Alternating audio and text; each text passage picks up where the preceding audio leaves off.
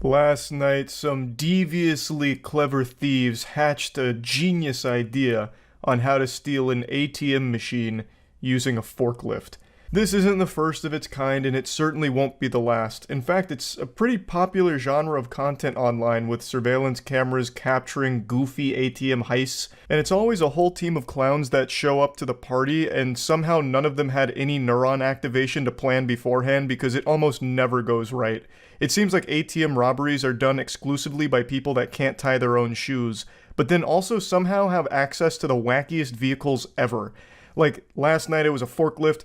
There was one a couple years ago where they came up with a fucking excavator, actual heavy machinery, an excavator they used to carve the ATM out of a building, pick it up in its bucket and dump into a goddamn van. Like, I don't even know where they're getting it from. It's like they're playing GTA Online in real life.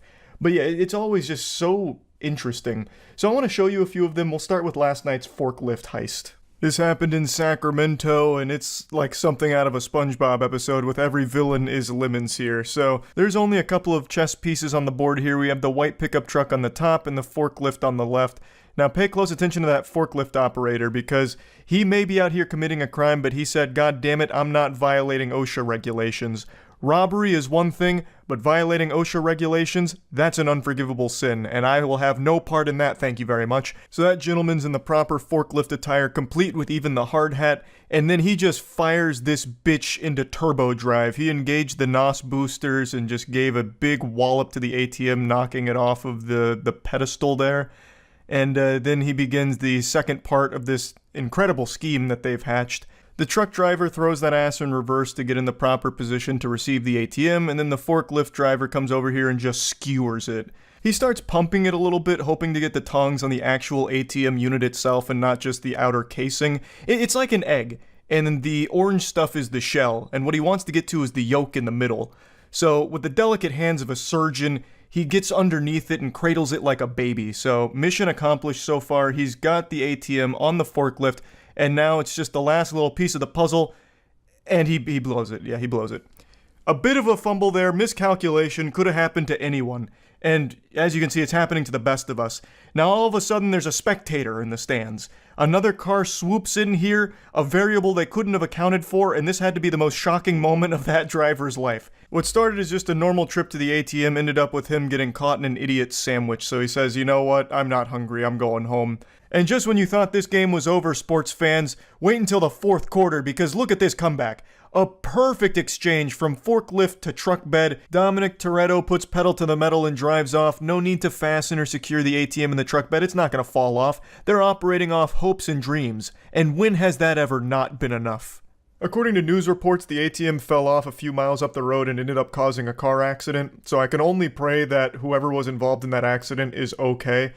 Just, who could have seen that coming? Into the bed of the truck, only for it to fall off in the middle of the street, causing a traffic accident. No one could have accurately predicted that that would happen. Just truly a freak accident somehow, that ATM falling off the truck. But I don't want to just talk about just this one ATM heist, because there's so many that are just as wacky and goofy, so I want to show you a few of them. But before doing that, I want to show you something that is far more valuable than an ATM machine. It's Godslap. Issue 4 of Godslap, to be precise. It just dropped today. Issue 4 of Godslap is here. This is the standard cover, as well as always, 2 beautiful variant covers. And the story is really, really getting good, so you don't want to miss it. Godslap issue 4 is available right now at badegg.co. And if you don't want a physical copy of Godslap, there is a digital download as well. So definitely make sure to check that out. It's our comic series we've been working on for a few years now, and we're really starting to get in our stride. We're entering the golden age of Godslap, baby. I know I've already shown this clip before, but since I mentioned it at the beginning of the video, I figured there's no time like the present to once again put it in the top of everyone's mind. This is the infamous excavator ATM heist here. So this is a stolen excavator, and they really gave it a workout. You can see him going fishing here for the ATM, just really digging in there like someone trying to get the last bit of toothpaste out of the tube. Finally gets the ATM in the bucket, and here's his good friends here, the foot ninjas from the Ninja Turtles. That man up front is striking a power stance like actual NPC energy, and then he gets it and just puts it in the open sunroof of the van. And let me tell ya, perfect calculations because it fits like a glove. Look at that. Putting the square into the square hole just the way we used to do it when we were kids. Jackpot. Now, it may not have, fit as perfectly as they maybe drew it up in the playbook, which is why they give it a couple of little slaps to try and get it down a bit deeper, but at the end of the day, it was good enough, so they were satisfied with a job well done and drove away. The footage is shocking. A pickup truck smashes into a grocery store, but this driver isn't done. He goes on the other side and zooms straight through. When I first saw that clip, I actually laughed out loud very hard, which isn't normal for me from a YouTube video. I just couldn't even wrap my head around the thought process of the driver. Like, he accomplished the goal on the first try here. He got a strike down the bowling alley. He backed his truck up into the store through the doors the first time. So why did he pull out and do it again just for a bigger fucking explosion? Like, on the other side, it accomplished nothing. He had already done what he set out to do with getting his truck inside. I don't exactly know why he did that. That was absolutely a fuck you. This became personal. It went from an ATM robbery to a statement real quick. Why is this happening? Because crooks are after the ATM machine. They load it in the truck and they're off. Now, this one doesn't use any fancy schmancy machinery here like a forklift or an excavator. Just good old-fashioned spit and elbow grease. Just two dudes being men, picking up an ATM and putting it in their truck and driving away. No need for elaborate planning, no need for even a single thought to enter your brain for this one. Just, I want ATM. I drive truck through and pick up ATM. Okay. Actual caveman brain idea. With the use of brute force, brazen ATM thefts are happening all over the country. This whole video from Inside Edition is mainly a montage of wacky ATM thefts, and you can see that they brought out a timeless classic strategy here with, once again, the forklift, but this one's got a little pizzazz to it. They're hitting us with a razzle-dazzle. So they're doing like a little balancing act where they're just like, they got a fingernail on the ATM machine with the forklift tongue, and he's just like kind of balancing it on the way out and like holding it back and driving away slowly. It's like something out of the circus. It's actually very impressive. There's real talent behind the wheel of that forklift. This isn't something that anybody could just get up and do. There is a real passion for their work here. And dare I say it, they even seem a bit considerate. They said, you know what, I want the money from the ATM, but I don't want to cause too much damage in the process. So I'm just gonna real tenderly pick it up, balance it, and just get away with it. I don't want to hit any walls or anything. He didn't come in here and just start fucking slapping it around like the last guy in the forklift video we saw from last night. This guy came in here with a real delicate touch. Or at least that's what the video showed. Maybe right after this brief clip, the guy just goes ballistic and starts just like speeding the forklift into everything he can find. Maybe. In Chicago, a crook wraps a rope around the ATM and gives the signal. A truck then hauls the machine through the front door, even injuring his partner. That one's probably my favorite. Just a beautiful blunder, really. Wraps the cord around the forklift, and then he's like, all right, punch it. And then he just gets absolutely blasted by the ATM. He didn't stop to think for just 1 second how the world works with physics and shit, that by standing at the doorway where the rope was leading out, that the ATM would follow that trail. So he just stands right in between a bullet and a target here and takes a hit to the leg from the ATM. It just comes through like a cannonball and annihilates him. His knee got busted up in a big way. It reminds me of a tweet I read like a month ago where a guy took a bad step at a baseball game and he like blew out both of his knees. The tweet said, this man just blew his ACL, MCL, DVD, and NBC. And that's how I feel about this clip right here. That ATM absolutely fucked his knee, I think. Now, I don't think it broke his leg because it seems like he was able to like kind of limp away, but that's no doubt just all of the adrenaline that kicked in to, not get caught here. But yeah, I think that clip is by far the best one so far from these ATM heists. So yeah, I just wanted to share a few of these with you since the forklift one just happened last night, and that's really about it. So yeah. You're about to see a robbery that's extremely nostalgic. It's a brand new robbery, but it elicits a feeling of nostalgia. It reminds me of the first Fast and Furious movie where they were stealing DVD players. These gentlemen are attempting to steal this TV off the wall, which I find super odd because no one really steals TVs anymore. They're very hard to move.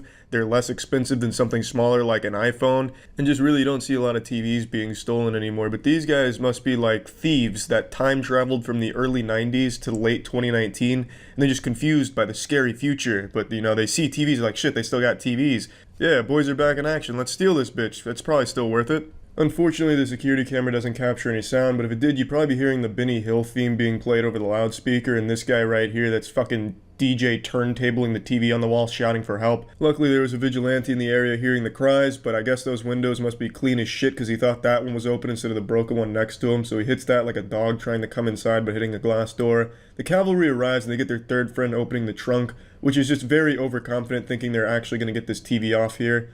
And this must be just the slipperiest goddamn glass of all time. It's like they're on an ice skating rink. Now finally, after windmilling the TV for 30 seconds, they finally rip that bitch off the wall and luckily break it immediately, so they get nothing out of this, and they keep slipping and sliding all over the place. It's like there's fucking butter on the bottom of their shoes. Then finally, the mastermind, the supervillain, the real muscle behind the operation hops in the driver's seat and peels out.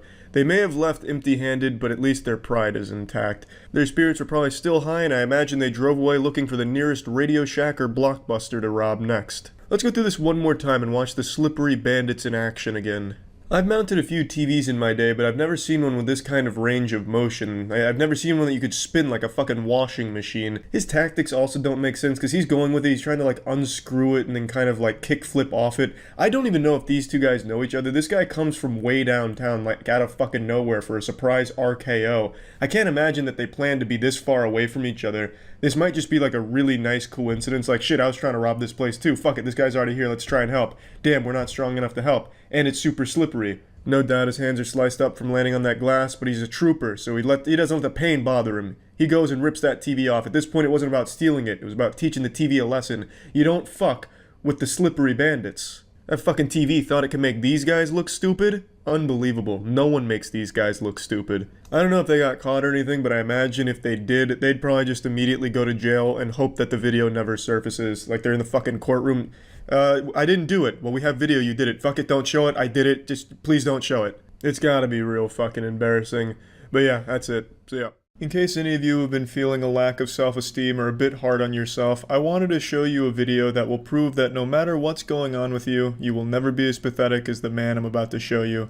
This is a video that I've thought about for quite a while now. This happened in 2013, and I'll think about it and just remember, you know what? At least I'm not that guy, and hopefully it'll do the same for you. So this is an attempted robbery here by the Hamburglar. He's doing us the favor of showing us his face before putting his mother's pantyhose over it.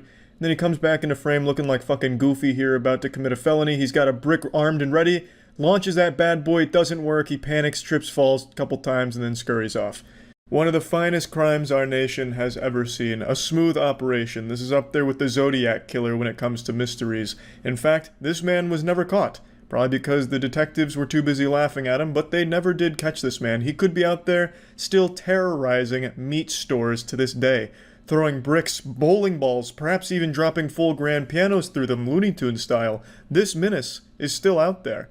And this is all we have to identify him, and the only proof of his existence. It's like a cryptid. We basically caught the not-so-slender man here.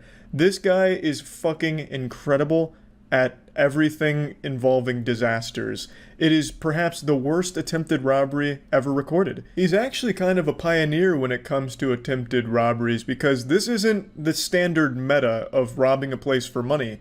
Because this isn't a place where there would be any money in the shop or in the cash register. It's a fucking meat store. They only sell meat. So the only motivating factor here, the goal, wouldn't be money, it'd be more meat. Which is truly innovative, I would say, in the crime game. Just look at the way he's dressed. He looks like he's trying to audition to be a backup dancer in an old Bee Gees music video. I'd like to just play this one more time, start to finish here, because it's a masterpiece disaster. He must have just seen a brick as he was going for a midnight stroll, and then hatched this genius scheme here to get some more meat, but it all went downhill when he was defeated by the vibranium glass door. Real shame. Well, yes, I actually did just finish playing pickup basketball on this sacred Thursday night. Thank you for asking. How did I play? Well, terribly, actually. I played horribly. I almost immediately pulled my shoulder, which at my age is very painful. and then my old man brittle bones started creaking a lot and a fly flew in my mouth. But that didn't stop me from putting on an absolute shooting nightmare. I went like 4 for 12 and 0 for 2 from the 3. It was bad. And also, the fly in my mouth paranoid me because I'm a hypochondriac. I couldn't stop imagining Ozzy and Drix inside of my body fighting against this fly in there. It wasn't my best showing. But can you stop talking about basketball so much, please? That's not what we're here for. Goodness gracious, you're a real chatty Cathy. What the fuck? What we're here to discuss is a really weird criminal I learned about on stream last night, and I've been thinking about him ever since. There's a case going around about a criminal in Essex who has done nothing but steal pacifiers from literal babies. Wait, what? Man, 23, charged with snatching dummies from babies in Essex. Dummies? You guys call pacifiers dummies? It just sounds like you're insulting your kid. Why not just call him a pacifier?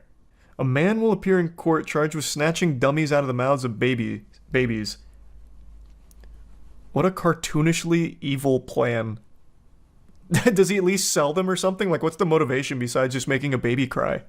Josh Gilder was arrested on Monday on suspicion of theft from a person, robbery, and using threatening behavior to cause alarm and distress.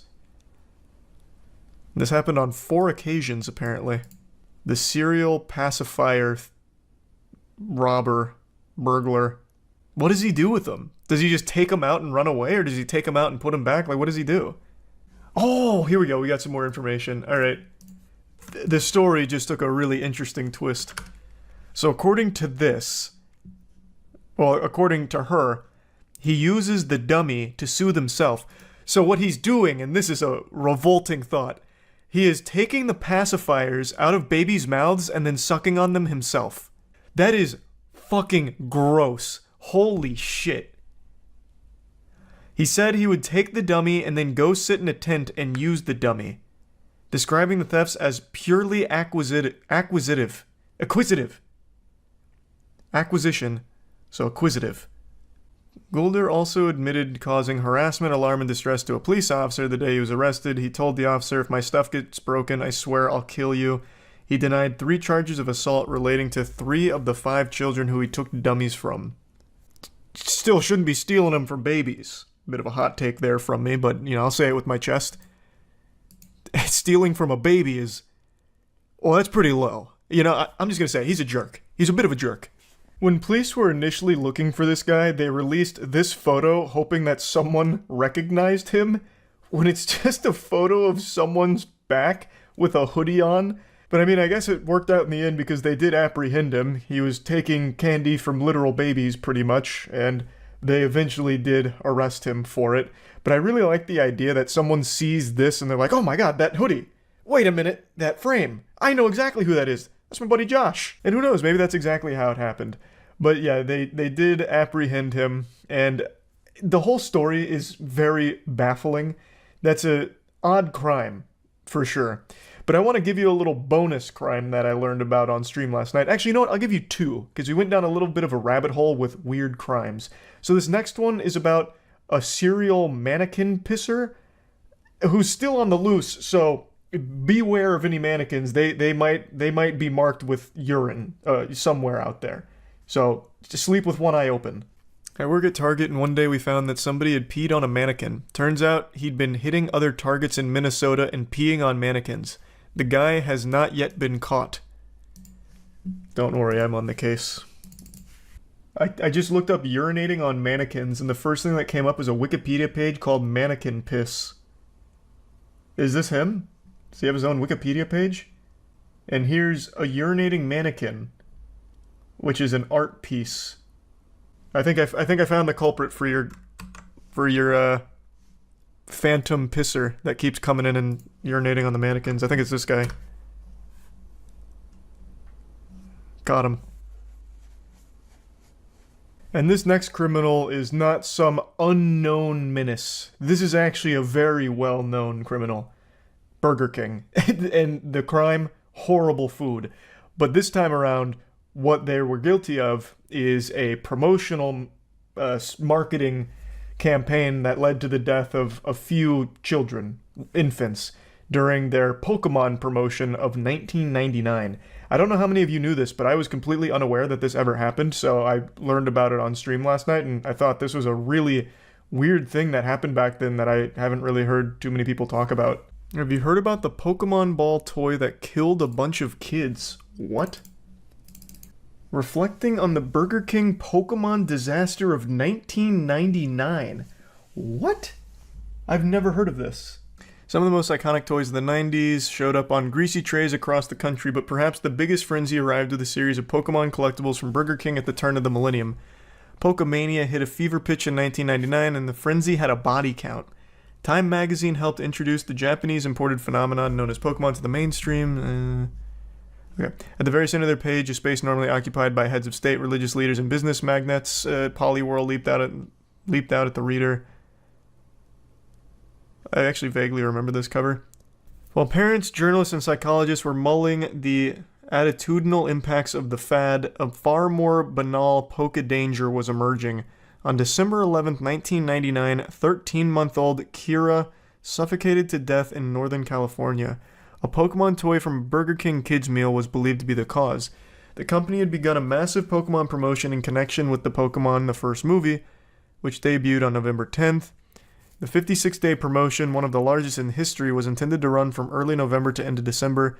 The Kids Meal prize during that 2-month period was one of 57 different Pokemon toys. Making the promotion all the more exciting was the fact that the toys were encapsulated within the immediately familiar red and white orb of a Pokeball. Burger King had plans to distribute over 25 million toys in this clever format for free with any Kids Meal purchased. Enjoy. She's even in body armor. They knew this was dangerous. That's a huge promo. Did they have all 151? How? Damn, Burger King used to go hard. As far as Kira's death was concerned, the toy itself, as it turned out, wasn't the problem. She died after one half of the plastic Pokeball, measuring just under 3 inches in diameter, became attached to her face. She had somehow gotten it stuck over her nose and mouth, forming an airtight seal. Holy shit. Her mother took a shower for about 20 minutes, and when she emerged, her daughter was dead.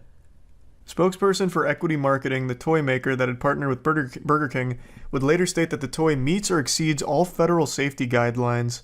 And Charles Nicholas, a spokesperson for Burger King, argued it was not concluded that the ball was the cause. I mean, it seems like a completely freak incident, but I mean, the ball was literally the cause. But it's not the design's fault, I don't think, right? Like that's truly a freak thing, from the sound of it. 10 days later, on December 23rd, it happened again. An 18-month-old girl in Kansas almost suffocated. By the time her father pried the half of a Pokeball from her face, the girl's lips had turned blue.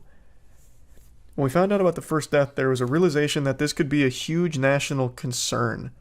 This was the worst-case scenario, a major fast food chain, not just a toy store, distributing these toys by the millions. How is it happening, though? It doesn't look like that'd be a really easy situation to find yourself in. And also, who's letting 13-month-old and 18-month-old babies eat Burger King alone? Also, what do they eat from Burger King? Aren't you still basically on mush? Maybe not at 18 months, but 13 months? When do you stop having, like, mush? When's the cutoff period? Why is every major fast food controversy about Burger King? Because Burger King it's actually a scourge. Burger King needs to just be shut down. They make the worst fucking food imaginable. Burger King have come around now, but we did have to push them. Oh, they have a recall commercial. It was such a different time back then. They had to make another advertisement in order to advertise the recall. Nowadays, they'll just make a tweet, be like, hey, we're sorry we killed some kids. Like, what more is there to say? We're sorry. Like every game dev that comes out right now when they release a pile of shit. January 25th, 2000, a month after the recall began, 4-month-old Zachary Jones was found dead in his crib in Indianapolis, Indiana. He too had been suffocated by a Pokeball. It's hard to believe that you go to get the kids something to eat, you bring home a lethal toy. How is a 4-month-old eating Burger King? And unmonitored by their parents? Now, of course, there clearly is something wrong with the design here, I think. Maybe the pictures aren't doing it justice for what the Pokeball actually looks like. But what the fuck? This is a 4-month-old with Burger King? And no supervision? Holy shit, that's a recipe for disaster even if it wasn't Burger King lethal Pokeballs. Are they just clipping it around their nose like a pin? So from the way it describes it, it seems like what was happening is the baby would be playing with the Pokeball and the half would get caught on its face, like a fighter pilot, basically, with their mask. And it created an airtight seal that suffocated them. Have you seen this bird bandit? Please search for man with parrots in McDonald's robbery. This actually looks like some kind of marketing campaign for McDonald's back when they had the Hamburglar. Is this real? Is this not a marketing stunt? Searching for this man they have dubbed the Bird Bandit. He actually looks like a One Piece character. Like, what? This character design is exquisite.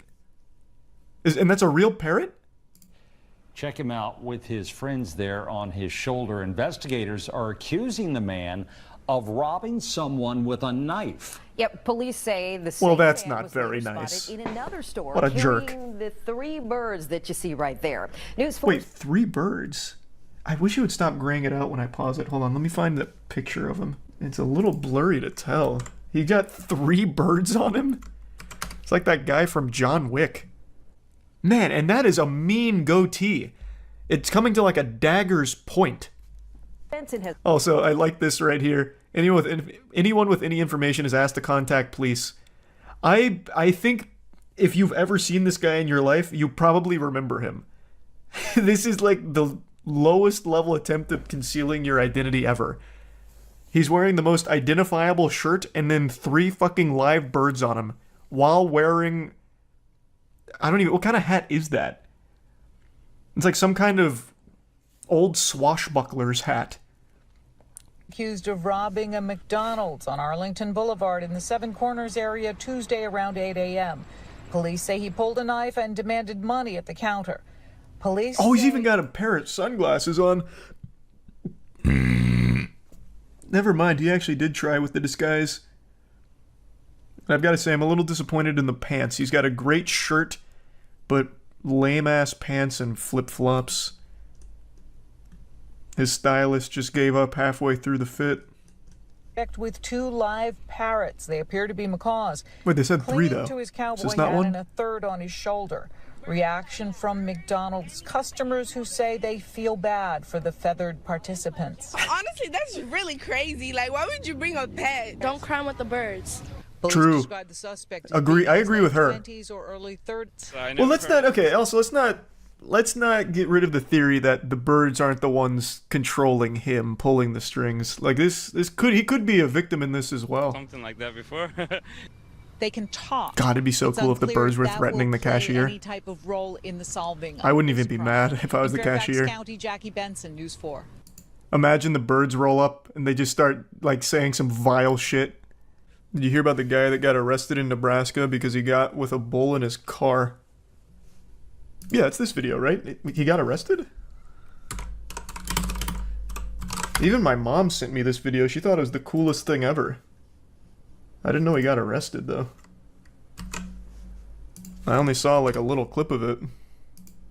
Around 10 a.m., the Norfolk Police Division responded to What's he a arrested call of for? man Having a good driving time? Being a good eastbound Uber? On 275 with a Watusi bull in his passenger seat. The officers received a call. I think that's They fine. thought that it was gonna Oh be- wow, the cow shit all over this. They thought that it was going to be. They thought that it was going to be Wow. a cow in.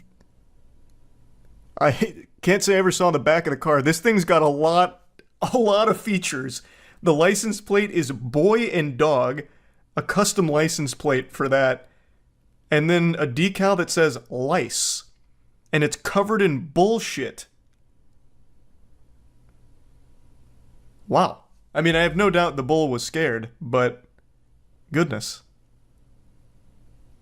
Huh. I really want to know what this says. Looks like it says concussion beef. What an interesting guy. Yeah, I only saw like a small clip of this. I thought it was just like a cool way of transporting this cow. I thought he was like a VIP or something. They thought that it was going to be, like a calf, something smaller, something that actually fit. What is inside that the it said on the vehicle. side? Fit, Best smallest car? calf, something smaller, Best car citizen, I something think. that actually fit inside the vehicle. And the vehicle was big enough. Well, technically. As a result, the officer performed a traffic stop and addressed He looks like a some nice enough traffic guy. violations that were occurring with that particular Oh, best car entry. situation. Animal back home and to leave the city. Meyer and Howdy Doody are on their Literally way back told them to home, get out of and town. No one was hurt. From Norfolk News Channel, Nebraska, Andrew Pfeiffer. I mean, that seems like a cool battle vehicle as well. Like, should Mad Max ever happen, I think training this bull to get ready to impale other riders and shit is probably a good call. He seems like a cool guy. What was his name? Lee Meyer. Watched the video about how Kim Jong-un used YouTube prank videos as a way to kill his brother. Kill him with what? Cringe? What? What? There's no way that's real. I knew his brother died. I didn't know it was a fucking YouTube prank. The prank show that led to an assassination. How North Korea assassinated Kim Jong-un's brother. Let me see. There's no way this was from a prank.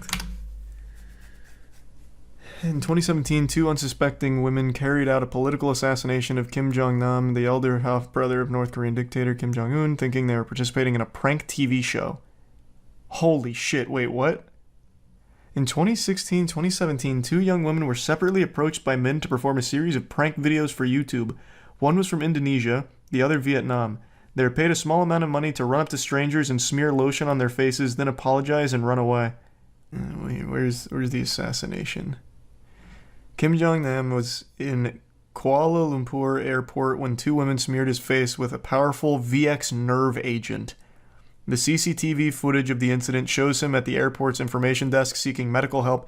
He claims he felt dizzy after 2 women grabbed his face. He died within 20 minutes of the incident.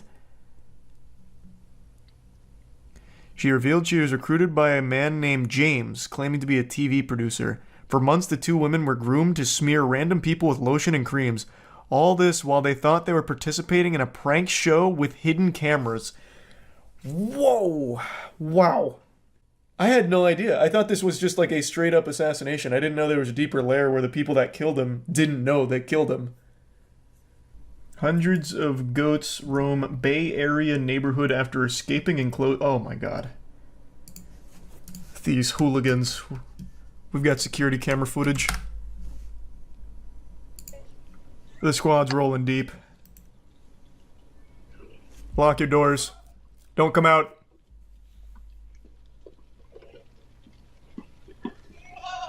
Oh man, they just robbed this place. This is what I must imagine. This is what I imagine it must have looked like when Noah was trying to get like animals onto the ark.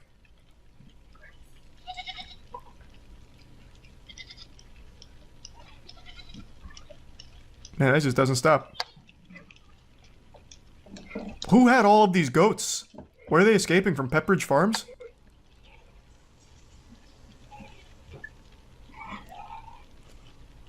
God damn. They're still going. Holy shit.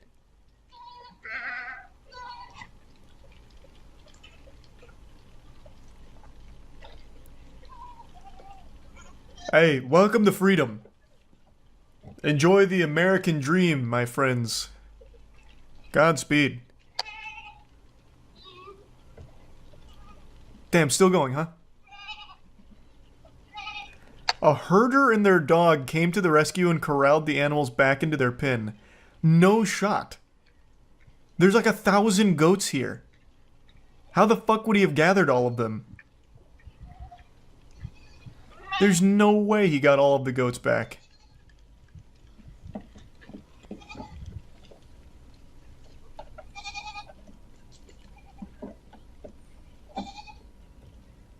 They follow each other? Yeah, but even still, there's no way he'd get all of the goats back. Like, some of these goats came from, like, all over the place. Like, in driveways and probably going in the backyards. No way. There's definitely still some rogue goats on the loose out there. A very good herder dog, that's how. I mean, fucking Airbud couldn't get all of these goats back. There's too many. I mean, I've never herded goats, but I mean, I've done the next best thing. I've done the tedious side quests, or the tedious quests in RuneScape where you have to herd some shit. It's a pain in the ass. Every time you see a robbery in a movie or something, it's always super impressive. They'll have like these incredibly well laid out plans, full-blown Ocean's 11 type shit where they'll have like a getaway driver, 15 aerospace engineers on standby just in case they need them. They'll have like Jimmy Neutron in the lab cook up some crazy device to break into the big vault for millions of dollars. And it just always seems like, damn, you have to be a galaxy brain, 10-digit IQ mastermind in order to be a professional criminal. But then when you watch like a heist or a robbery in the real world, it's nothing like the movies most of the time. The plans are laid out in crayon 3 seconds before executing them. They're not looking at building blueprints. They turn their brain off and just go fucking wacky. They get Insano style. So, like, they'll just run in there, like, grab, like, 5 things and then just, like, shuffle out the door, and that's the extent of it, and then they get caught 5 minutes later. And today I saw a robbery that I think is probably one of the worst ones ever recorded. It is just, I feel bad for the guy. Like, watching him rob it is agonizing because it's so incredibly slow. This dude robbed a Little Caesars in like -5 times speed. I felt like I was watching an NFL replay while watching this man try and rob the cash register. They filmed him for over 1 minute and 30 seconds. He just sat there trying to rob them.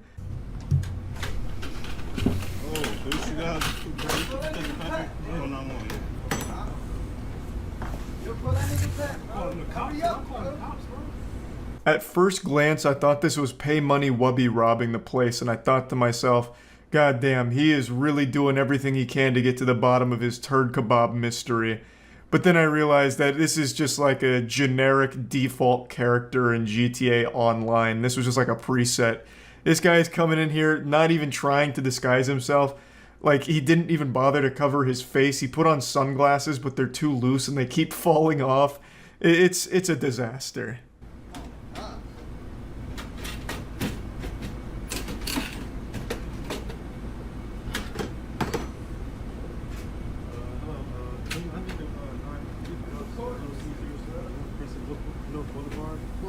It's like robbery ASMR. He's not talking, the employees are just kind of making fun of him. It's just like they're roasting him. No one's taking him seriously. It's so unbelievably goofy. And the thought process here to rob a Little Caesars, bro, the pizzas are $5. How much money do you possibly think you can get from the cash register? He was better off just taking the whole register and trying to sell that. He would have made more money that way. He's going through this whole song and dance prying open the cash register, but he probably would have made more money just standing outside making balloon animals for people that came into the Little Caesars. He would have got more in tips than he did out of this register. It is $5 pizzas. I don't know what he was expecting. He hasn't exactly hit fucking Fort Knox here. It's Little Caesars. $5 pies. Like, I think he maybe got $20. Maybe.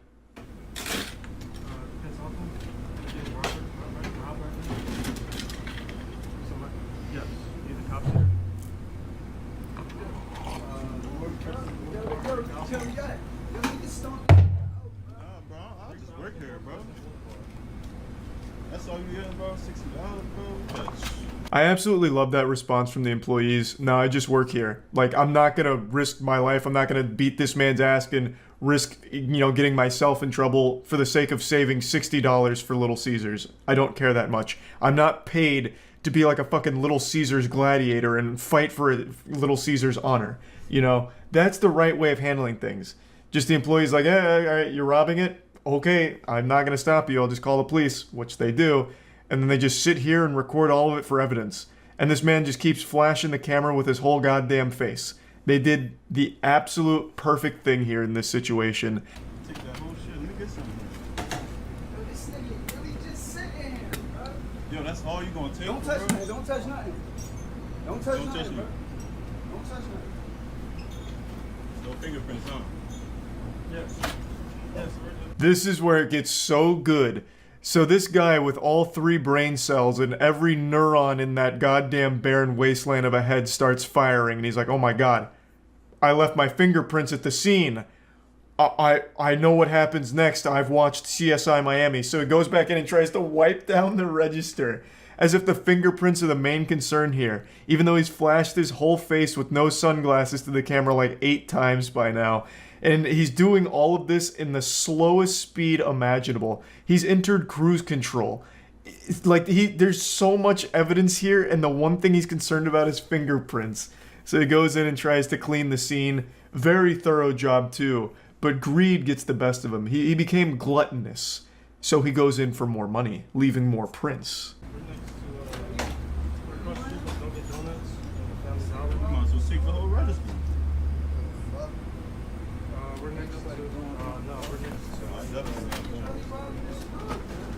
Yeah, so he grabbed an extra like $3 there and then tried to wipe down those extra prints, but kept missing the areas that his greasy paws were touching, and then just skedaddles in the slowest getaway of all time, just barely walking. He would have been faster if he crawled away.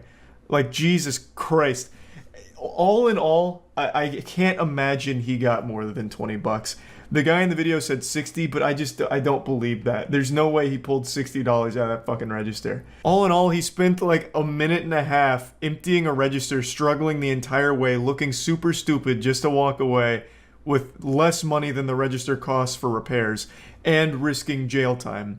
If he had spent this long just collecting quarters from a wishing well, he would have made more money. That's all you gonna take? No, bro, you don't work here, bro. Don't get into nothing, bro. They ain't Don't touch nothing.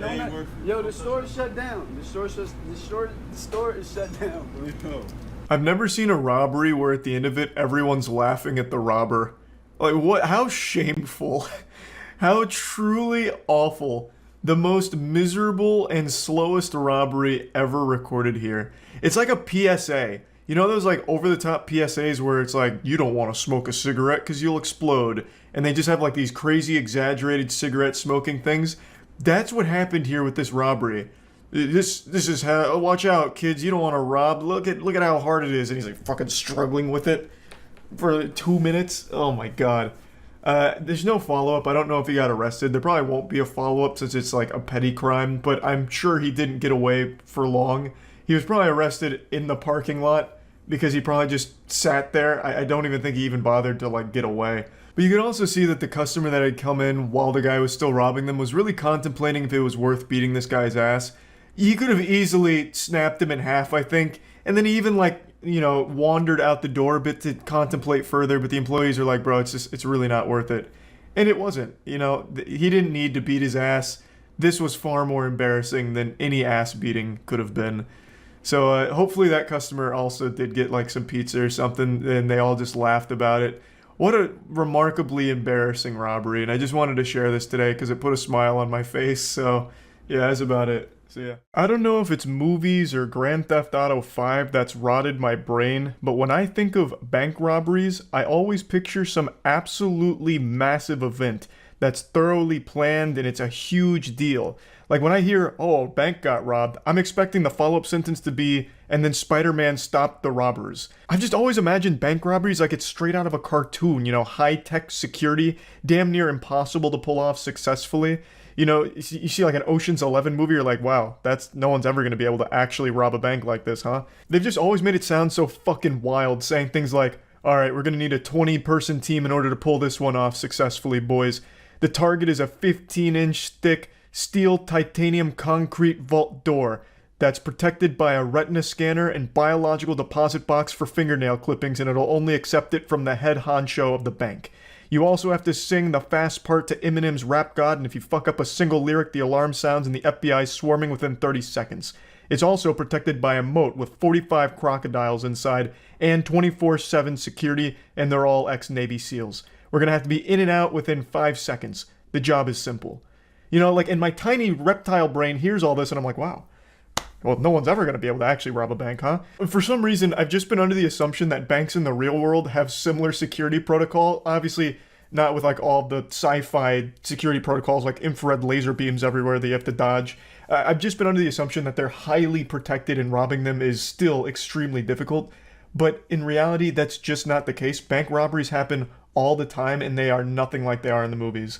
I want to show you a recent bank robbery that happened in Orlando. This is about a week old. You have to see this to believe it. Yeah, that's right. Your eyes aren't playing tricks on you. The alleged bank robber is Mr. Incredible himself. This dude threw on the Incredibles t-shirt, popped on the shades, and said, "It's showtime." And this was a successful robbery, by the way. I'll explain his method in just a moment, but here's the security camera footage showcasing the culprit. And he got away with it for now. He wasn't caught. He's still at large. So if you do recognize that man, make sure to call that Crime Stoppers hotline. Now you're probably scratching your head wondering to yourself, where was the robbery? Charles, you forgot to show the climax. You didn't show where he actually robbed them. But you're wrong. You just witnessed the robbery. That was the entire operation. The extent of his plan was to go into the bank and ask for the money. So he demanded money from the teller and they gave it to him and he walked out. That's how that bank robbery went. He didn't flash any weapons. I haven't read any reports about him making threatening remarks or anything like that. They just explained that he demanded money from the teller, which he received, and then fled the scene. Now, the use of the word demanding in the reports leaves a lot of wiggle room for what could have been said or done from the guy to get the money. You know, maybe he went in there and was threatening the employees or seemed to just be like this menace. Maybe he treated it like a Call of Duty Xbox Live lobby and got real loud vocal screaming this and that. And I have always said it's never worth risking your life for the business you work at. You know, if someone comes in there and they're saying, you know, empty the register, you're gonna get it, bub. It's best just to comply. What's the point in risking life and limb for the business you work at? It's simply not worth it. Plus insurance covers all of it for the business anyway. So it's just, you really shouldn't be like willing to die for your job, I would say. So I have no ill will towards the teller here who did give this guy the money. I just find it super interesting that this is the technique that was used for a successful bank robbery, just going up and asking for the money. It doesn't seem like he did anything beyond that. His plan was as simple as it gets. Can I have some more of that cash? In fact, I'm not asking, give me more of that cash. And they did. So I decided to look into it a bit. And it turns out all bank tellers are instructed to always follow the thief's instructions no matter the case, whether a weapon is produced or not. If there is a thief there demanding money, it is the bank teller's responsibility to follow it. They're instructed to follow along no matter what because their safety is of paramount importance. So that caught me by surprise because I wasn't sure. I knew bank tellers always had to go along with like someone who shows a weapon or something. Like they're not going to try and, you know, make a holdout and challenge them to a fist fight in order to disarm them or anything. I just thought like they had to produce like a weapon or some kind of threat or like reasonable showcase that they're going to cause a problem. I didn't realize that if they even just hinted at wanting to rob them, that they had to follow along. So that was a little surprising to me, but it makes complete sense, and I completely agree with that ruling as well. However, I still think this guy's planning is lackluster, to say the least. He didn't even make an attempt to conceal his face. The closest thing he has to a disguise is just some sunglasses he picked up at the gas station, probably on the way to the bank. Now, I don't want to undersell the importance of his wardrobe pick for the day. I think the Incredibles shirt really sealed the deal. There's a good chance this crashes and burns if he's wearing just like a normal Abercrombie & Fitch shirt or something, but he threw on the Incredibles shirt. That right there adds like a +10 to intimidation. They didn't know who they were fucking with, and they weren't taking any chances. So he got away with it for now. He's managed to elude authorities, as I understand it. So overall, just like a really goofy, wild story that I happened to stumble across today and just wanted to share with all of you. This is not at all how I imagined bank robberies going in the real world. I very rarely have ever read about any in the real world, aside from like the big ones where there's getaway cars, like massive police chases, shootouts. You know, I haven't heard of any like this, so I just found it to be pretty interesting. That's about it. So yeah. I recently watched a video from a channel called penguinz0, which put together this beautiful piece on one of the most interesting criminals I've ever heard of. It just seems like something more out of a cartoon than reality, like the real world Dirty Dan here. I'll quickly hit you with a 30-second Shark Tank pitch to get you interested and tell you why you should care. Basically, an army veteran uses his skills to target McDonald's locations for robbery, and his specialty was busting in through the rooftop. So he would bring tools, cut through the roof, and drop in like an angel on the employees, and he had the manners of an angel too. He'd let them get their coats. They all said that he was really nice, and asked them to just wait in like the ice locker, the freezer, and he'd rob them and leave. And he did this for quite some time before being apprehended. Spoilers, he gets caught. But he doesn't spend too long in jail because he hatched a galaxy brain scheme to break out, which he executed flawlessly, becoming the first prisoner at that facility to ever break out successfully. And he turns back to a life of crime, but no longer going to the Ronald McDonald Playhouse of Pain. Instead, he transitions to living in a Toys R Us and gradually stealing their toys. So what he does is he lives at a Toys R Us by living behind a bike rack. He carves out his own little like hidden man cave in the walls. I won't spoil how it all ends or anything like that, but I just wanted to get like the cliff notes out here because I just find it so wild. I'll put a link to the original video in the description, of course, so you can watch the entire thing, but I'll show you some clips from when we watched it. Alright, let's start with, let's see Roofman. This sounds kind of interesting.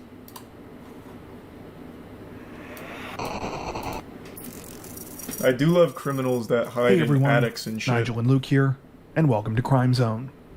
Unbeknownst Quick question, is there still a massive breakfast rush for McDonald's? I remember when I was a kid that was the shit, but I feel like McDonald's has just such steep competition these days for the breakfast slot. Do we have any like big McDonald's breakfast enthusiasts here?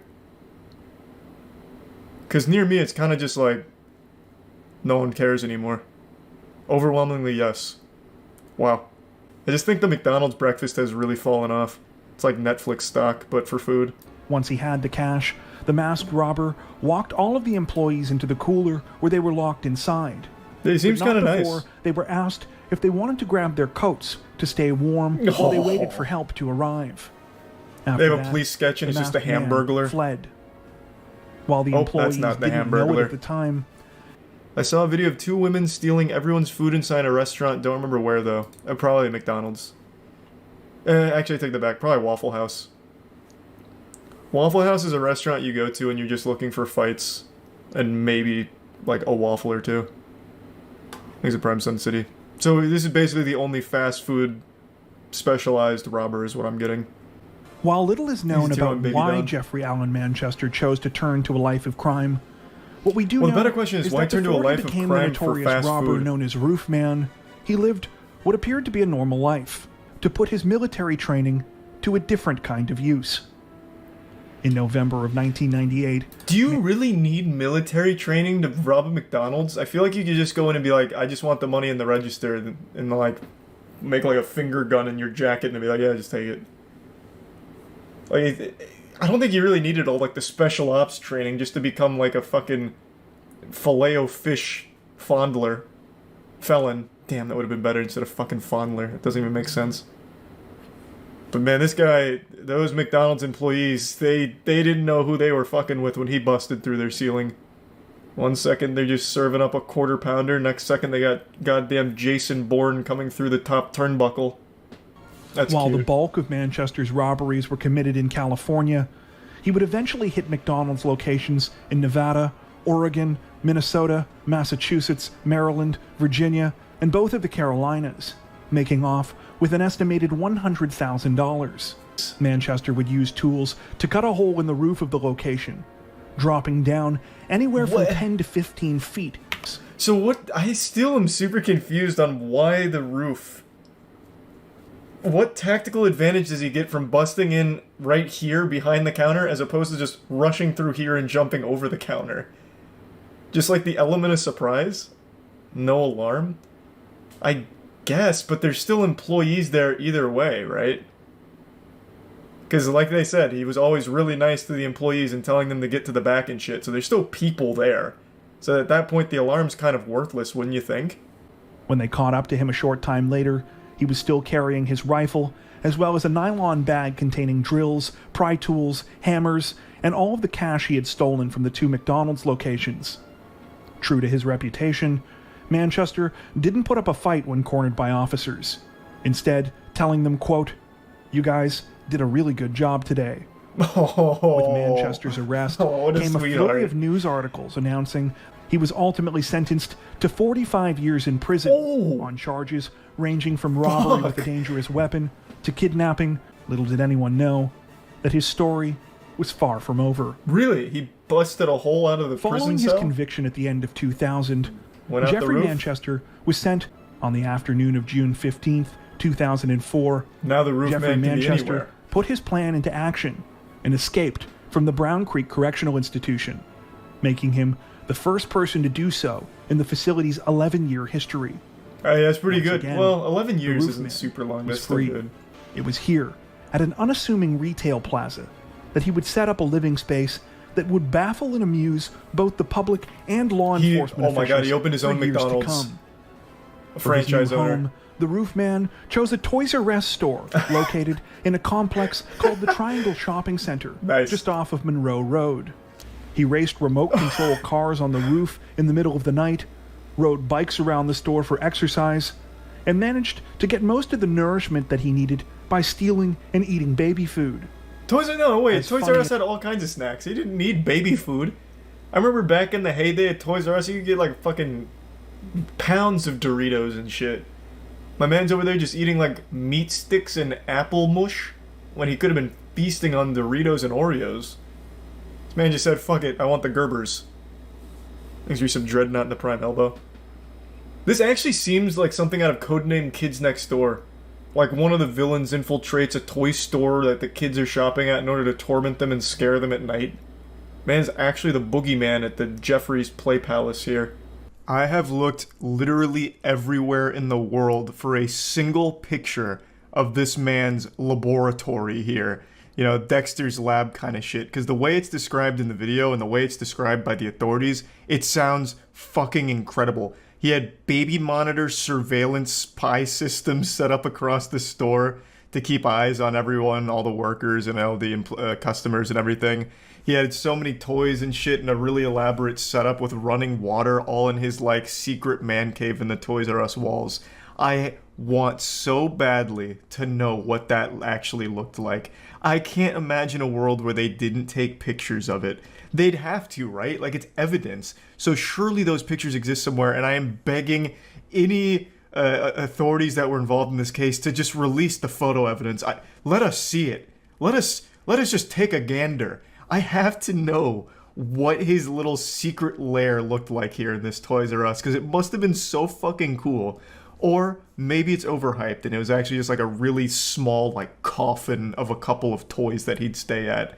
Who knows? But it just sounds so impressive and I would love to know what it looks like. But unfortunately, I can't find a single picture of it anywhere. I can't even find like a single like artistic interpretation of it from anyone from the scene. Nothing.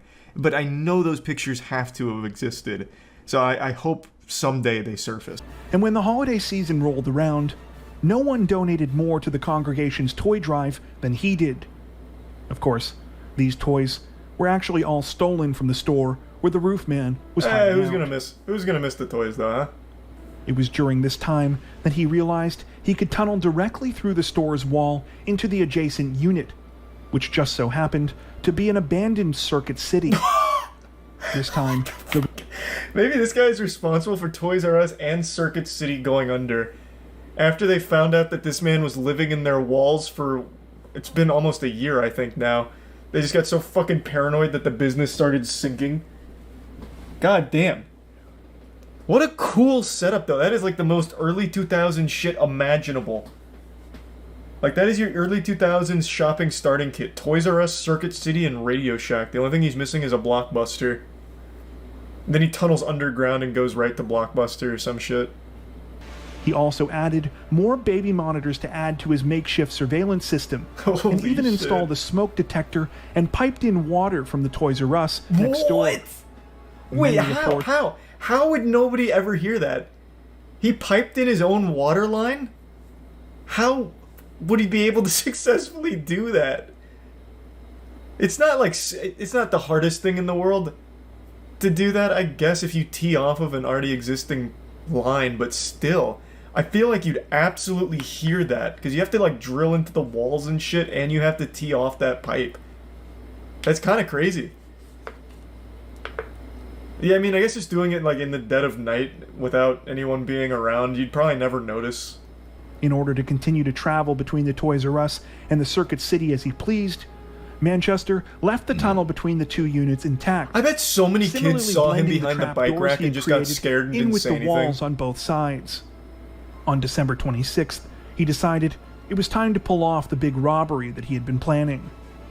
Unfortunately for the roof man, when he tried to pull off the crime, things did not go according to plan. Similar to the Slipped on a 2000 banana robbery peel. in Belmont, when he held up the Toys R Us, employees were able to contact police sooner than he anticipated.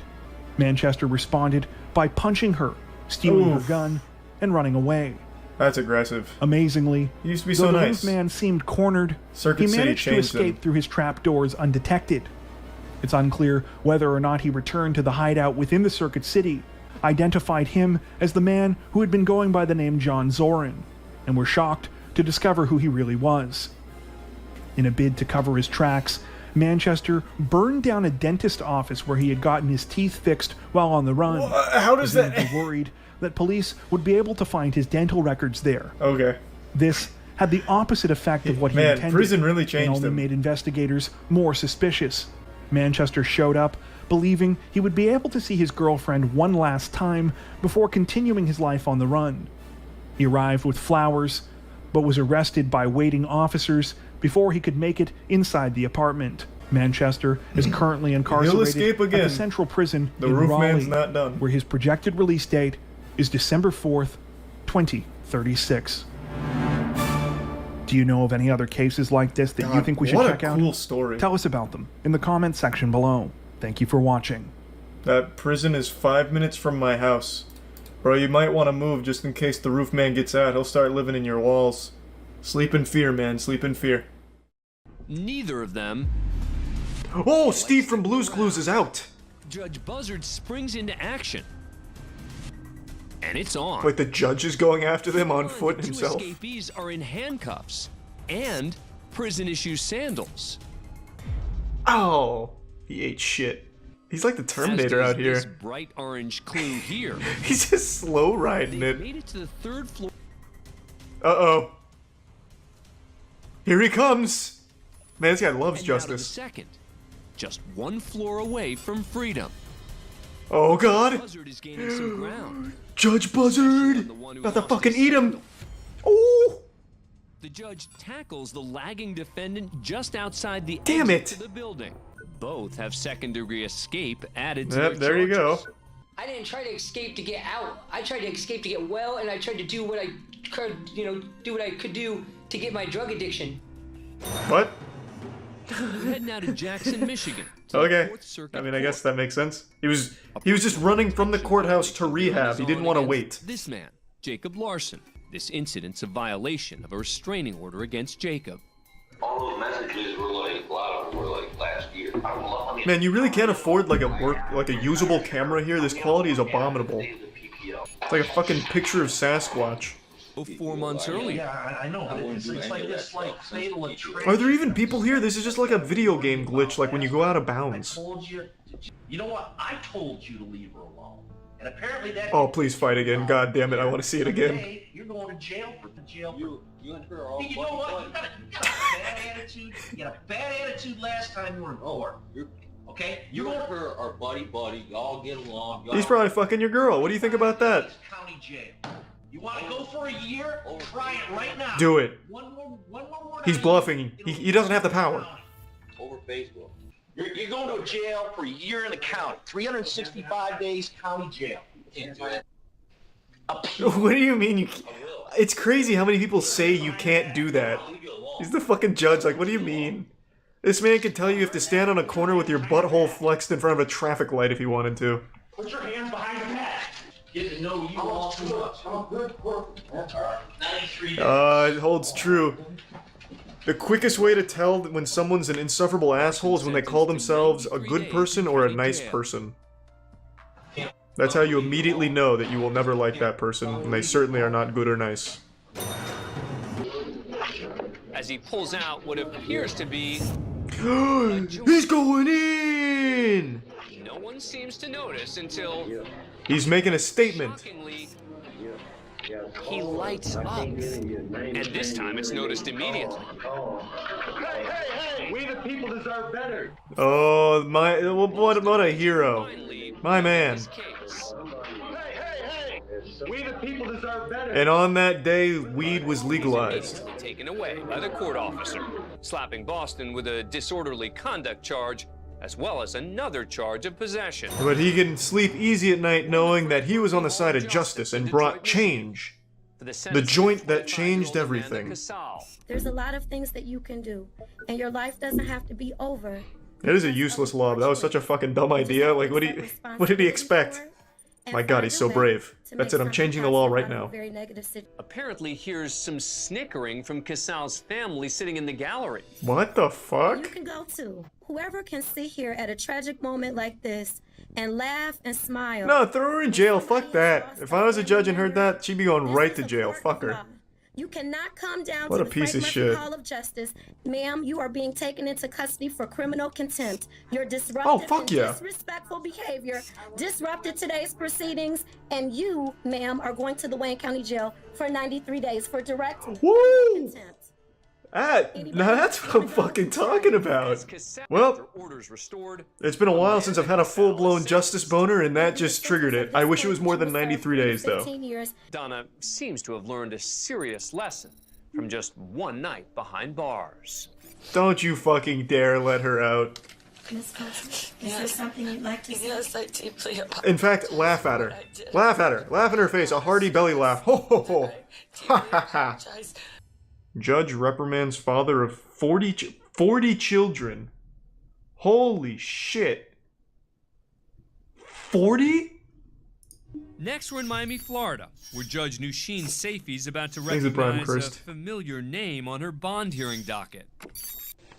Johnny Ray Smith Jr. Oh my God. These two have a storied history, and you're gonna hear all about it. In that same case, Smith revealed to the court that he had fathered more than 30 children. God damn. Remember, she was pregnant and she had another kid, so I'm at 40 now. Holy shit. All of a sudden, two people in the chat are like, wait a minute, it's my dad. No, listen, I never went back to the house. I never called. You didn't listen to anything I said. No, I did. I left. She seems a little interested. She's playful with you. You might be looking at another 10 children coming up soon. Charges today, as well as the allegations before the court at this point in Just time. make it clear that my history with him is as a judge. Mr. Smith. You're not staying there, correct? So what is he here for? Just to like brag about how many kids he has? Mr. Smith, just Ditched answer her with yes 2 or no. kids. Condoms, use them. Okay. That's fucking being a nuts. fan of court cam. 40 kids.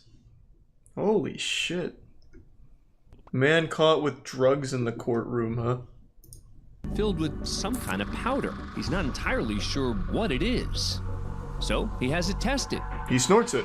It turns out to be cocaine. Jackpot. So the court... Are these the potential suspects? And this man steps up to the gate. Watch closely as he moves his hat. One more time. Why would he bring cocaine here? And put it in his hat, of all places, the worst place to put it. Arrest. Thanks for being a fan of Court Cam. What a fucking horrible idea. That's like the one place and one hiding spot you would never want to use. Man gets 100 days for sassing the judge. Good. Let's see the sass. So I'm gonna raise the bond. I hope he earned it. I actually have a car that I'm trying to sell on Craigslist. Stop talking. I'm gonna give you a public defender. Michael Ray. Hey, he was just trying to sell his car. Next up is Michael Ray. He committed a crime just to plug his car. 4 charges. Your Honor, the county's requesting $25,000 full cash. Hey, thanks for the 5 gift subs. Everyone loves Ray. Thank you, Ray. You think that's funny? I think it's hilarious. Sarcasm won't get him a reduction, and the judge lets him know it. I was lucky I didn't hold him in contempt. Ray just had his bond doubled, Nice, let's triple it. but as he re-enters the hallway, And then he can negotiate it down. Bring him in. This guy's watched way too many anime moments here. He thinks he's like really badass. Ray's language isn't the only thing to upset the judge. According to court officials, the defendant also gave her the middle finger, when, sure enough, Ray comes back for more. Here he comes. Sir, I'm holding you in contempt for what you did. What's the holding me in? And so, You shut man. all right, you can take it back.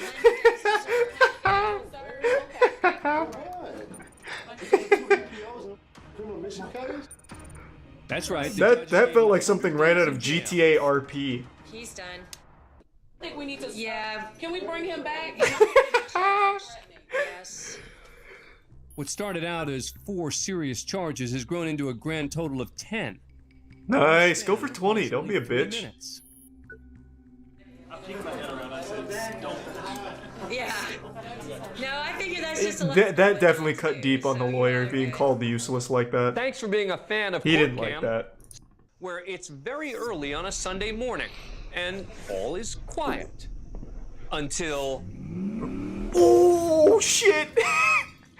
I was expecting that, but I thought it was gonna be like a garbage truck. Their pickup right through the front of the building to steal an ATM machine just off camera. Oh. This is just Oh, one wow. of a series of recent Oh, break-ins involving I see. ATMs just as the truck hits the gas to dislodge the ATM. With nothing more than what appears to be a bare cash deposit box, Nice. the thieves come up empty and drive off. What do you mean empty? They were there for that little 3 box. days later, after the courthouse boarded up the windows,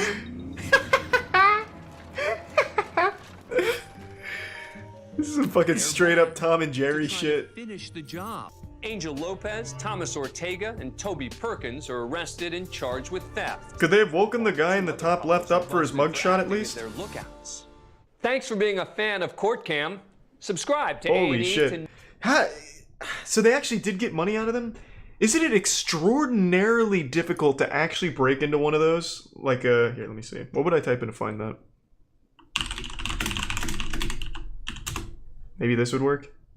Well, yeah, now it just looks like I'm planning a crime here.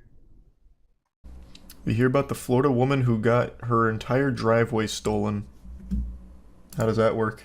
Single mother's future in jeopardy after thief steals driveway. How? No way. Now playing above, it's this right here. This is where they put the news segment in the tiniest box on the screen. And now our Nick Papantonis is looking into the situation. Well, I'm going to speculate on how they might have done this crime. So they obviously needed some kind of heavy industrial machinery, right? And seeing the recent rise in forklift-related crimes, my guess is somehow they used a forklift, got the tongs under the driveway, and peeled up each individual piece of pavement. And then just stacked it and drove it away. That's my guess. I think a forklift was the culprit. Well, not like a sentient forklift, but like that was the tool used by the culprit. Ready for Christmas. Of all the things that you worried about getting stolen, did you think the driveway was one of them? No, What kind of fucking question is that?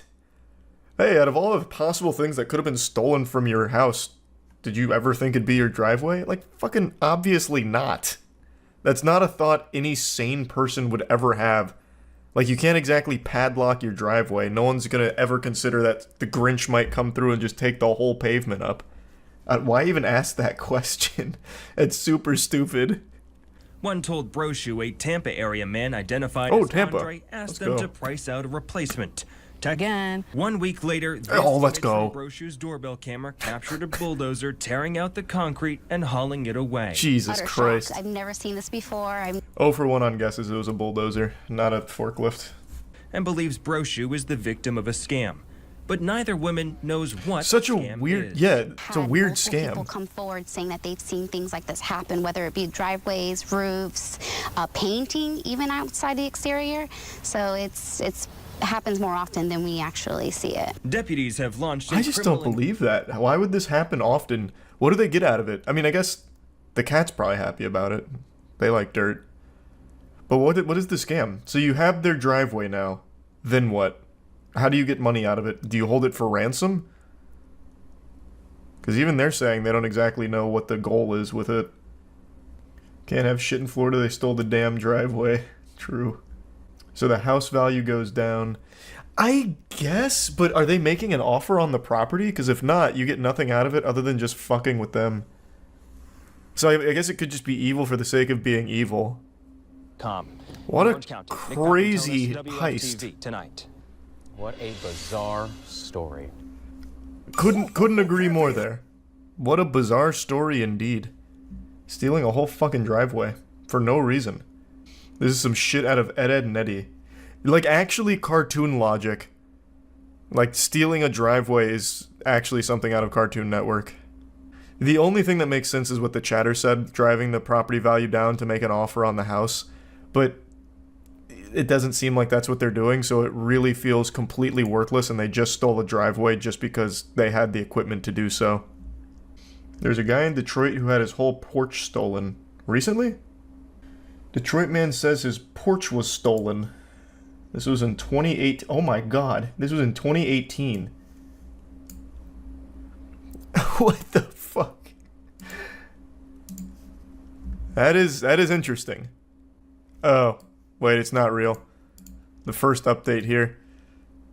I did it all out of laughs to entertain social media. So this one's fake, but the stealing driveway one's not. Did you see that the Pistons finally won a game? Did I see that the Pistons finally won a game? You bet your sweet bippy I did.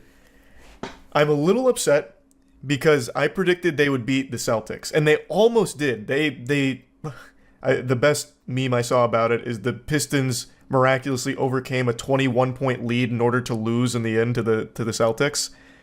And I predicted they would beat them. And they lost. So then I was totally resigned to just let the Pistons lose 60 straight.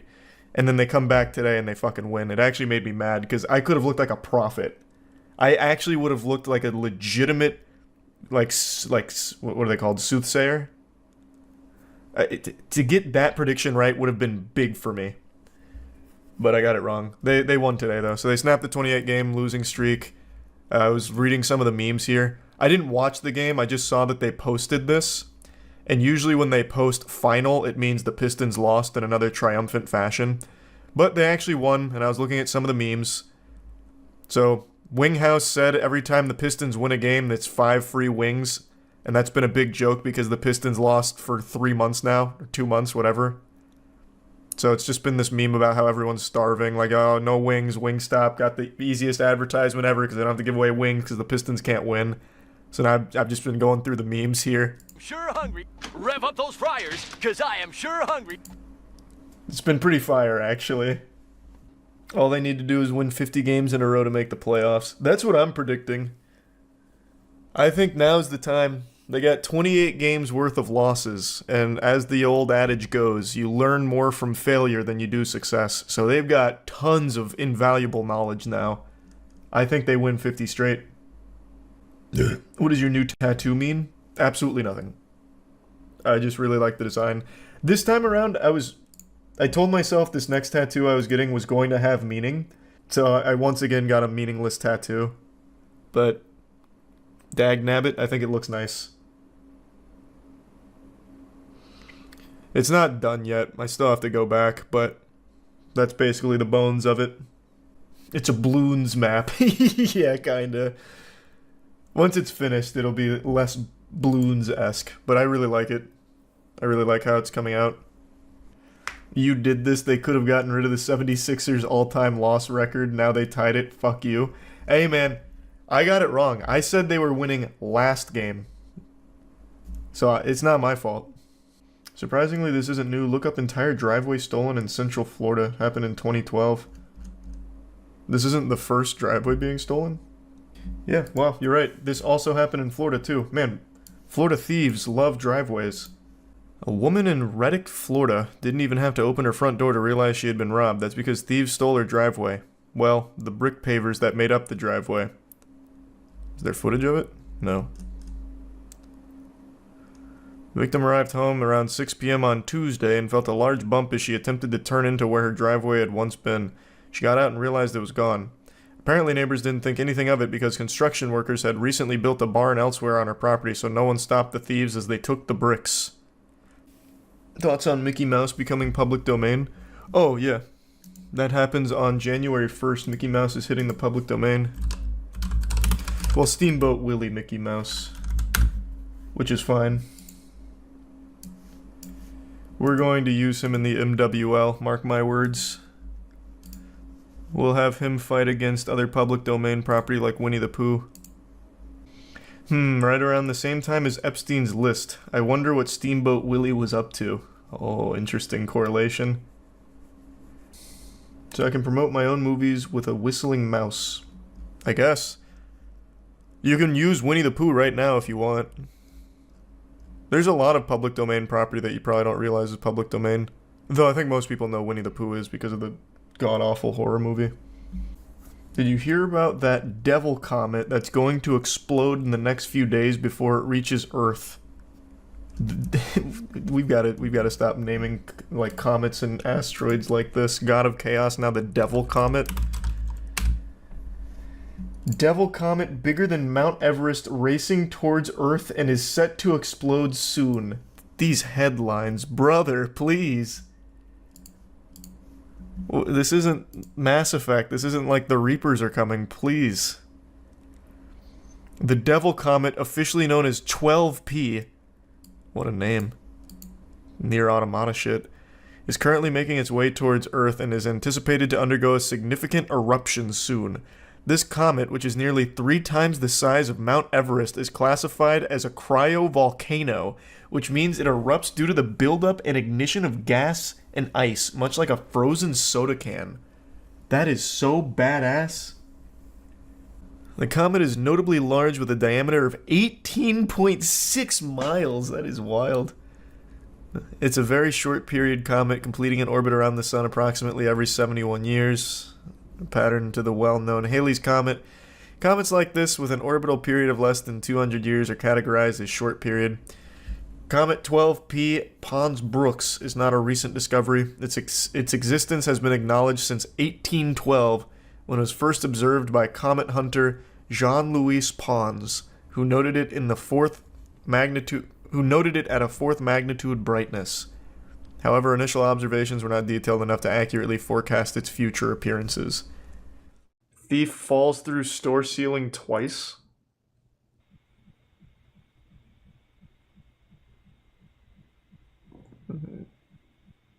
Oh, he's over here.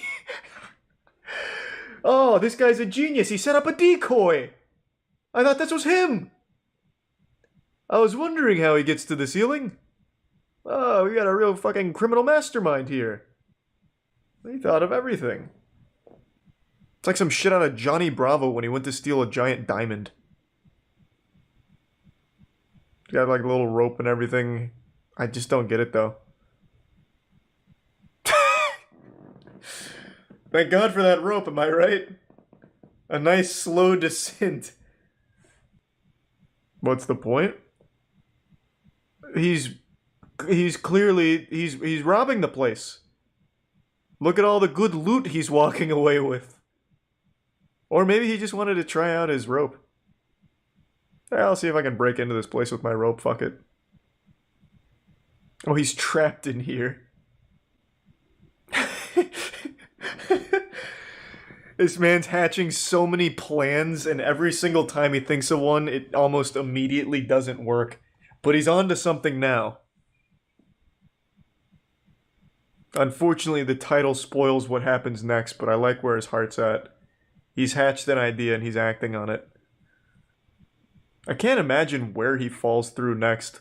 Why would you climb up here and then go this way? Oh, I see. He never even made it onto the panels. I wonder how he's doing now. Oh, he's fucking cooking. He's almost out. I see it.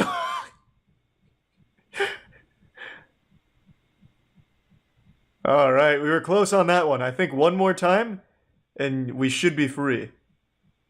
Man's gonna just call the cops on himself to let him out. What do you mean if you know the whereabouts of this subject?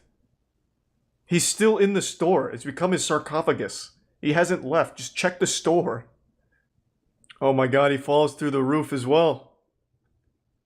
Or the ceiling. Man, how many fucking people fall through ceilings? I used to do vodka Coke. That was always my mixed drink of choice. Cheap. And it just tasted like drinking very cold Coke. Very unpopular mixed drink though. None of my friends liked it, and every time I ordered it at the bar, they always very confused and gave me some shit. So the owner's trap was locking all the doors? He's delivering some really strong kicks there. That door is putting in work. Oh, and he's going with the old horse kick as well. This is not his first rodeo kicking down a door, but he has never fought an opponent like this. That shit is vibranium. So what is he even doing here? It doesn't look like he was even trying to rob the place. It looked like he was escaping. Oh, that's rough. Oh, there goes the hammer. Are we sure that this belongs to just like a normal shop owner and not somebody that was like torturing this guy and he finally got an escape going, only to get trapped in the second phase of the solve trap?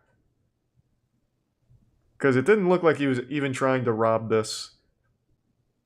He's getting really close.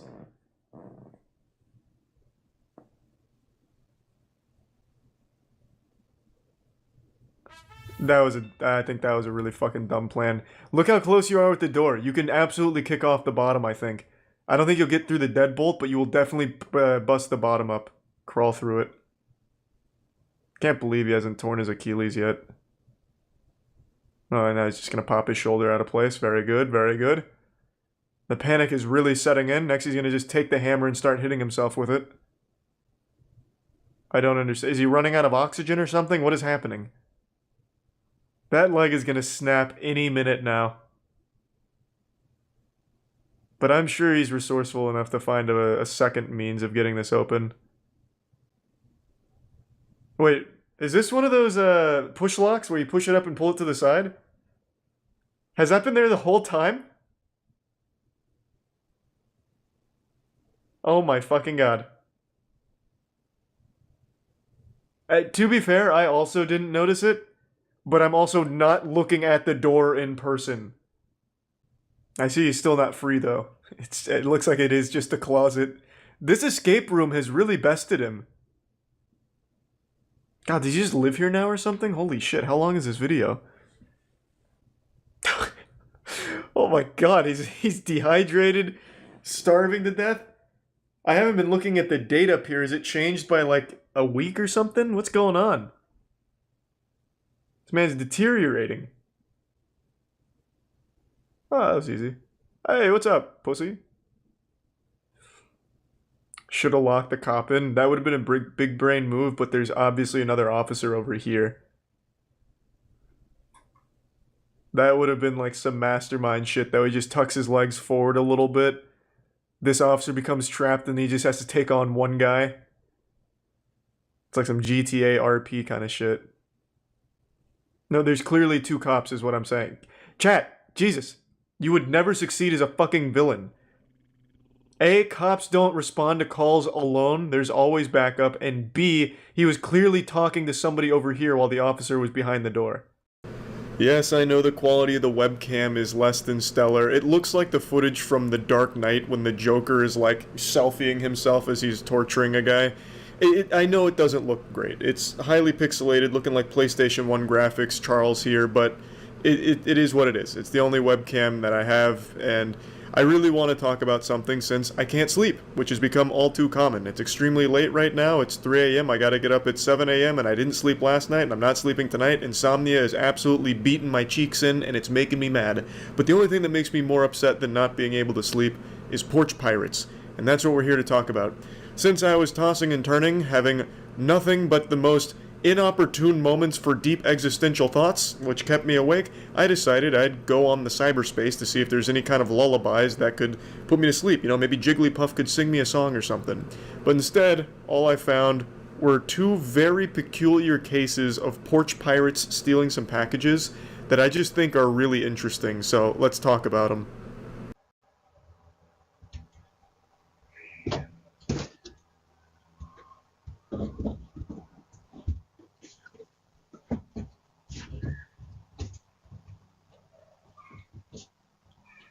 You know that trope that exists in anime and other fiction where the villain is super smart with like the most creative and most galaxy brain scheme imaginable?